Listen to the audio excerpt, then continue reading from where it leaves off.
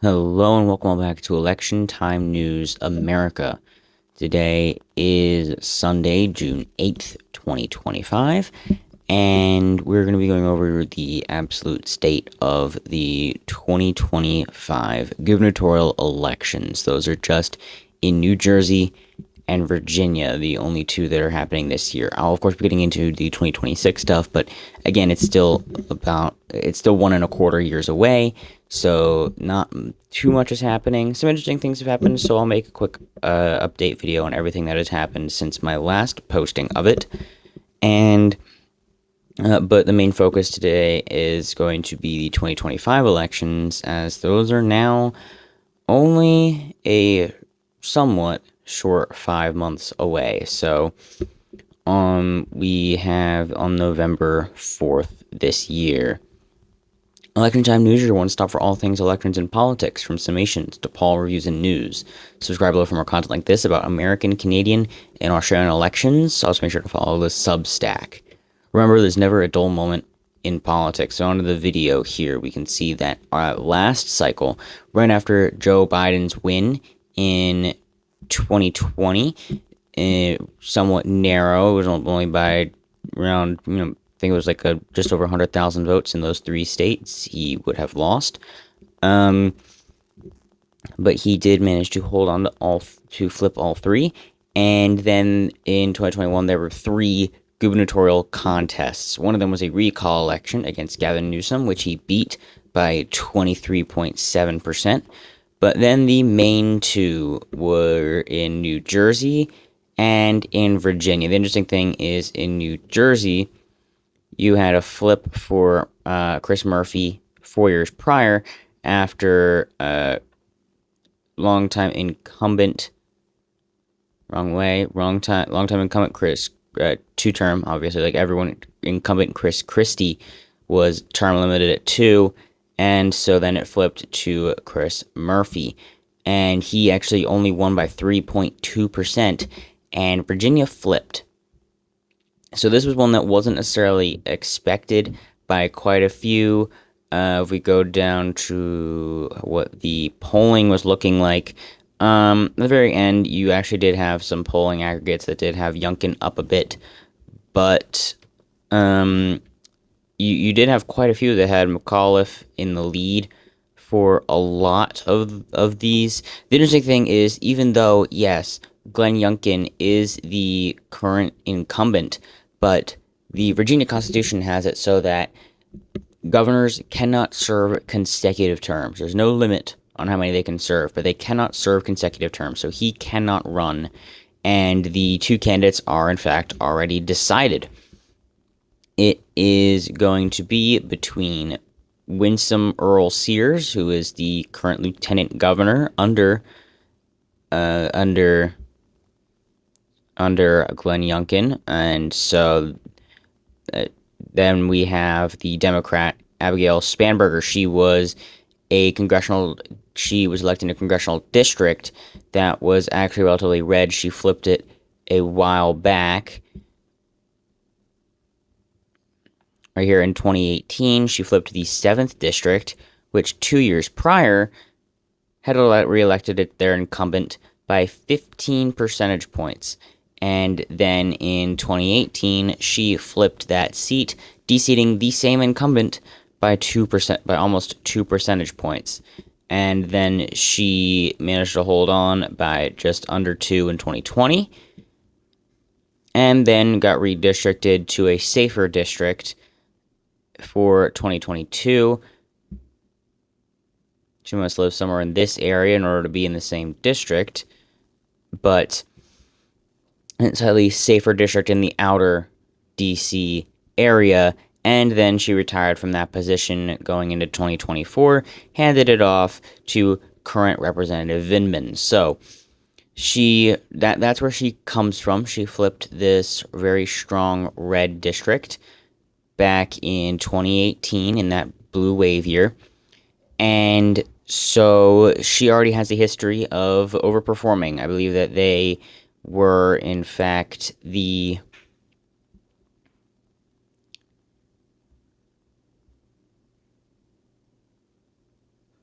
the underdog in the expected race. But this is a historic election here, as now, because these are the candidates, Virginia will have its first female governor on November 4th if nothing insane happens.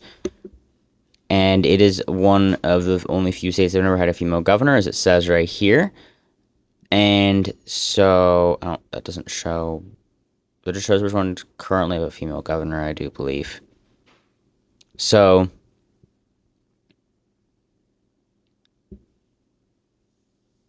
this is going to really be a sort of first look at how well Trump is liked. That's sort of what happened in 2021. Youngkin flipped it. That's sort of what happened here. New Jersey being a bit redder was also the same sort of case there. But Trump winning re-election, and then, of course, in 2022, you had two flips. Those are safe blue states. They just had Republican incumbents and governors run differently in that sort of way. Flip in Nevada, flip in Arizona, which was slightly unexpected. Hold on in Kansas just due to incumbency and Roe v. Wade. There was not really any true losses here on either side. The only reason that they lost, the Republicans lost 3, was because of the Massachusetts and Maryland. The only true losses here were Nevada and Arizona, which basically was an even trade. So, but that was still a sort of consensus on the Biden administration here. You could also see that in 2023 with a strong flip to Landry in Louisiana. That's a pretty large one, except Reeves actually did relatively poorly. But then Beshear won re-election in Kentucky by over 5 in the same state that Trump would then the next year, of course, being now last year, would win by almost 30. So governors are definitely completely different from how the normal, how presidential things are. They're much less stringent. People are willing to elect a candidate for governor that they wouldn't vote for in the general election, because if you look here again at the map, the county map here, now they have a lot of counties, but there's a lot less blue up here than there needs to be in order for a Democrat to win. And also down here, this is a large one. I don't know the name of that. I don't remember the name of all these counties, but also Montgomery County over down here. The Virginia Beach area is a good bit redder than it should be for a Democrat to win, as we've been seeing in the current ones, even though I believe Biden lost it. It was by less than a point, or if he won it, it was by just over a point, or just under a point. So that's just a general condition. But here it's a lean or likely to some point, and then you do end up having the primary election. You end up having the area around Norfolk is also very red, and the northern region, which is really where a lot of the population resides. So it's all going to be down to northern Virginia. That's going to be where it all comes down to for the most part. Also a bit around Norfolk, as I said. But New Jersey, it's entirely going to be this area down here, this stripe, but primarily up here in the outer New York City region. It shifted very hard to the right in 2024. And so that's definitely going to be a huge difficulty for the Democrats. The question is, are they going to be able to hold on to, I mean, look at that, 18.4% in Hudson, 13 in Bergen, 19.5 in Passaic, 10 in Essex, 11.5 in Union, 14 in Middlesex, 8.5 in Monmouth, 7 in Ocean, 3 in Burlington, 6.25 in Camden. So all of these really large ones, especially these deep blue areas, every single county moved to the right. That's why New Jersey moved a full 10 points towards Donald Trump this past election cycle. So that's going to be the real question here for the Democrats hoping to hold on in New Jersey. Are they going to be able to hold on to those northern regions? Now, the problem with the current New Jersey governor's election is that the primaries still aren't over yet. So now something interesting is New Jersey has not elected the same party to the governor's office for more than 2 terms since 1965. So the based on those trends, we could expect to see another trade-off, which would be something most likely narrow, if anything. There would be something along those lines, except Virginia would be a bit bluer. But still, this would be a sign of some very large trends. Still, a loss in the Hispanic vote for the Democrats, especially in New Jersey. Meanwhile, continuing diversification of the urban regions in Virginia, which is something that we've generally been seeing for a while. We've been seeing this since almost 2020. But we still don't have anything actually out of New Jersey yet. The candidates have not decided. The candidates are not decided yet, so that the election, they are not done yet. So I don't even know if they have a date on here yet for the day of the primary. But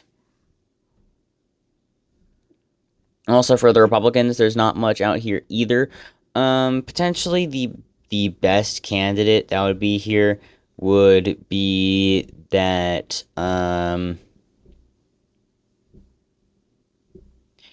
an independent candidate, but he just barely won there, a state senator and former minority leader of the General Assembly. He wouldn't be a bad pick. Bramnick would potentially be the best one. It completely depends. I don't know like any of these people necessarily. Mayor of Jersey City and Newark. These would be great right here. The 5th district. It all depends. You're going to want someone from the northern regions of New Jersey. So you're going to want, not Powell, but someone up here from these regions, because that's where a lot of this Democratic support has completely collapsed in the past cycle. So you're gonna want someone from those regions more than anything else. So that's gonna be the main goal for New Jersey. You're gonna want someone from that northern region of the state. And Cory Booker has declined to run. He's going to run for re-election in 2026, which most likely he will win because he's an incumbent and he's not necessarily disliked. But going over now to Virginia, we're going to officially leave New Jersey as a toss-up, which I hate doing, but we don't even have the candidates. So there's not really much I can do. But Virginia, on the other hand, we can assign a rating to. If we look over at the overall map here, Winsome Earl Sears is not doing very well. And so, especially against Abigail Spanberger, there wasn't anything on not 538, Real Clear polling yet, but there was a Roanoke College poll that has Spanberger leading Earl Sears 43-26. There was another poll that only had a 4-point lead over Earl Sears, which makes a lot more sense. But Roanoke College, that sounds very, very poor, but 17 percentage points, 5.25%. That should mean 10%. It's very, very early. Again, depends on a lot of things, but that really doesn't make much sense as far as that goes. But a 4-point lead makes a bit more sense, and we're going to definitely be getting more about these things are going to solidify themselves more as time continues to go on. We're going to start getting more of a sign of how things may end up going in Virginia. But more than half of polled voters think things in Virginia have gotten off on the wrong track, which is going to be a really hard sign for Youngkin. And Earl Sears being the candidate is going to exactly be the Biden-Harris effect. She's going to get hit with the dissatisfaction of the current leadership.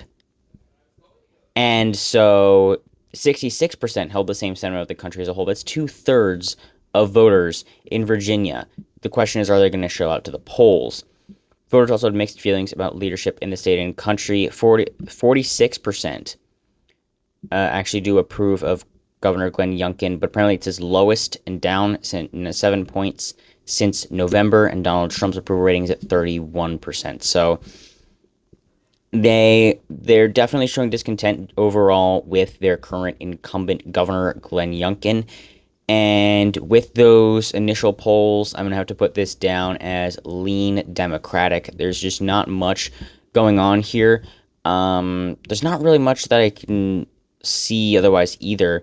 Now, Cook Political Report, lean D. Inside elections, tilt D. Subject crystal ball, lean D as well. These pollings, here's all the polling that they have. 26, 43, 28% undecided. That's definitely going to be where the election ends up coming from. But the question is necessarily going to be who ends up getting more of those undecideds? Who ends up getting? I forgot to check for. Nope, there's literally no polling, no hypothetical polling. Who ends up getting these undecided voters? They push undecideds, and that's where we have the D plus for result from pushing undecideds. Their other is 7% here, 3 points, which I believe was Stoney withdrew from the race on April 22nd, and that was before. That was before this poll was done. Okay, but they were tied here, so it's actually been getting better for Spanberger. This is again a really weird number, but 1,000 likely voters, D plus 4. And just purely based on that alone, I'm going to put this in lean D, meaning that we end up having 26 to 23 with one pure toss-up because there's just no information out of New Jersey whatsoever. But a good bit has happened. We've been seeing some things happen here. And thank goodness for the Democrats. They didn't put in Bobby Scott because he was losing against Earl Sears. Spanberger winning by not as much against Jason Miyares. But there we go. So, we do have the predictions here for today. I'm going to be coming out with a 2026 update video soon enough. Thank you all so much for watching this video. Let me know what you think in the comments. Subscribe if you're not already, and have a fantastic rest of your day.